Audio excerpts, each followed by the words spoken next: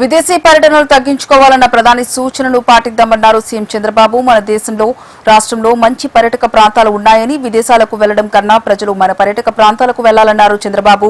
అరకు, పాపికొండలు, గండికోట మంచి tourist spots అని, గోవాకు మించిన టూరిజం శ్రీలంకకు వస్తుందని తెలిపారు. నా దేశం నా బాధ్యత అనే ఆలోచనలో ప్రజలు రావాలన్నారు.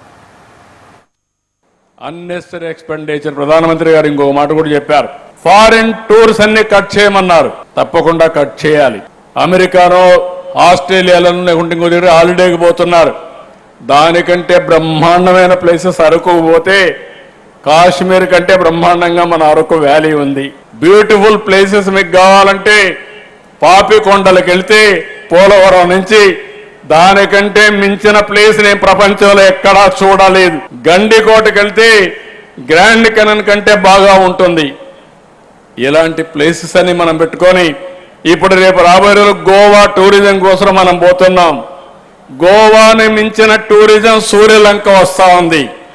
ప్రపంచానికే నెంబర్ 1గా శ్రీలంక తయారవుతుంది. దాన్ని తయారు చేస్తున్నాం. ఇలాంటివన్నీ కూడా మనం కూడా గుర్తుపెట్టుకోవాల్సింది. మన ఆలోచన విధానంలో మార్పు రావాలి.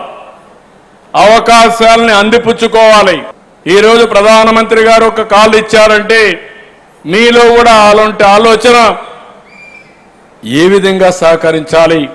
నా దేశం నా బాధ్యత. నేను కూడా ఒక బాధ్యత కలిగిన పౌరుడిగా ఆలోచిస్తే దానికి పరిష్కార మార్గాలు ఈజీ అవుతాయని చెప్పి కూడా నేను మీకు తెలియజేస్తున్నా. ఫైనల్గా రేపు ఎల్లుండి మేము కూడా ఒక అనౌన్స్మెంట్ ఇస్తాం. రాష్ట్రంలో ఈ యుద్ధం వల్ల జరిగే చర్యల వల్ల నివారణ కార్యక్రమాలు ఏమేం చేయాలనో అవన్నిటి కూడా బంగారు కొనడం కూడా మానమన్నారు. మీరు కూడా ఆలోచించాలి. నేను ఇంకొక స్టెప్ ముందుకు పోతున్నా. కర్నూలులో బంగారు తయారు చేసే గని మన దగ్గరనే వచ్చింది. దేశంలో ఉత్పత్తి చేసే బంగారంలో 50-60% మన రాష్ట్రంలో తయారు చేసే పరిస్థితి.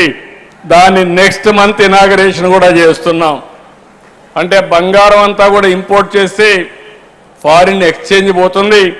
మన దగ్గరనే బంగారు ఉత్పత్తి చేసుకుంటే ఆ సమస్య కూడా ఉండదు.